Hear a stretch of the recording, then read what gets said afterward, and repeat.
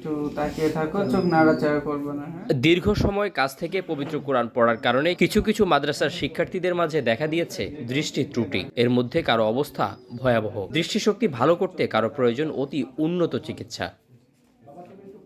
ঢাকার সাভারে একটি মাদ্রাসায় বিনামূল্যে চক্ষু সেবা প্রদান করার পর এমন ভয়াবহ তথ্য জানিয়েছেন চিকিৎসকরা। তারা বলছেন, অবহেলার কারণে কেউ কেউ হারাতে বসেছেন দৃষ্টিশক্তি। তো এদের মধ্যে যে প্রবণতা বেশি দেখলাম যে হচ্ছে দৃষ্টি ত্রুটি, অর্থাৎ দূরে দেখার যেই সমস্যাটা, এটা বেশি, মানে দূরে দেখতে তাদের অসুবিধাটা বেশি হচ্ছে। আর আর এমনি পাশাপাশি অ্যালার্জির সমস্যা, চোখে ড্রাই আই, শুষ্ক চোখ, এই সমস্যাটা, এবং মাথা ব্যথাটাও কিছু কিছু ক্ষেত্রে মাথা ব্যথাটাও আমরা পাচ্ছি, চোখ ব্যথা মাথা ব্যথাটার সমস্যাটাও পাওয়া যাচ্ছে। এ পরিস্থিতি থেকে উত্তরণে প্রয়োজন যথাযথ চিকিৎসা। অন্যদিকে খেলাধুলা ও পুষ্টিকর খাবার গ্রহণের প্রতিও গুরুত্ব আরোপ করলেন এই চিকিৎসক। এর পিছনে একটা বড় কারণ হচ্ছে যে কাছে যেহেতু এরা অনেক দেখে, দূরে দেখার প্র্যাকটিসটা পাশাপাশি কম হচ্ছে। কারণ দেখা যাচ্ছে যে বলে যে মোবাইল দেখলে চোখ নষ্ট হয়ে যায় বাচ্চাদের। আসলে মোবাইলটা বিষয়টা, তার থেকে বেশি বিষয় হচ্ছে কাছে দেখারটা। যারা প্রতিনিয়ত কাছের বিষয়টা যারা বেশি দেখছে, বিশেষ করে আপনার স্কুলের মাদ্রাসার স্টুডেন্ট যারা আছে, বাচ্চারা দেখা যাচ্ছে চার দেয়ালের মধ্যে, ব্যারিয়ারের মধ্যে থাকে সবসময়। দেখা যাচ্ছে দূরের দৃষ্টিটা তৈরি হচ্ছে না, ফিল্ডে হচ্ছে না, মাঠে খেলাধুলা করছে না। বা আগে কী হতো, ঘুড়ি উড়াইতে যেত, দূরে দেখতো, আকাশ দেখতো, একটা ইনফিনিটি থাকতো, ভীষণের দৃষ্টির মধ্যে একটা ইনফিনিটি থাকতো, কোনো ব্যারিয়ার থাকতো না। এই জন্য তাদের দূরের সমস্যাটা হতো না। কিন্তু মাদ্রাসার স্টুডেন্ট বা স্কুলের স্টুডেন্ট তারা এখন প্রচুর ডিভাইস ইউজ করছে, এবং মাদ্রাসার স্টুডেন্টরা দেখা যাচ্ছে কিতাব পড়ে সারাদিন, অর্থাৎ কাছের কাজগুলো পড়ে।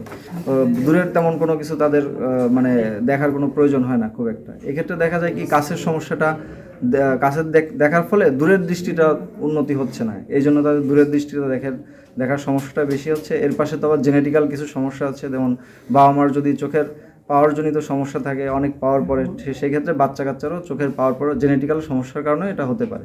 এছাড়া অপুষ্টি তো আছেই, ওটা তো আমাদের দেশে একটা সমস্যা আছেই। পিছিয়ে পড়া জনগোষ্ঠীর দিকে লক্ষ্য রেখে এমন কার্যক্রম পরিচালনা করা হচ্ছে বলে জানিয়েছেন সংস্থাটির কর্তা ব্যক্তিরা। হার্ট টু হার্ট ফাউন্ডেশন শুধু মাদ্রাসাই না, হার্ট টু হার্ট ফাউন্ডেশনের কাজ হলো যে ভালনারেবল গ্রুপকে খুঁজে বের করা। তো আমরা মনে করতেছি যে মাদ্রাসার ছাত্ররা কাছে দেখার কারণে আর কি তাদের দৃষ্টির জড়িত একটা সমস্যা থাকে, এই জন্য আর কি আজকের এই মাদ্রাসাকে খুঁজে বের করা। আমরা এখান থেকে দেখতেছি যে যারা কোরআন শরীফ সাধারণত পড়ে, তাদের ভীষণটা কী অবস্থায় আছে। তো আমাদের এ পর্যন্ত রিপোর্ট অনুযায়ী দেখা গেছে যে 57 জন ছাত্রছাত্রী আমরা দেখছি যাদের বয়স আপনার 8 থেকে 16 বছর পর্যন্ত। তাদের মধ্যে প্রায় 30 উপরে তাদেরকে চশমার প্রয়োজন হয়েছে আর কি।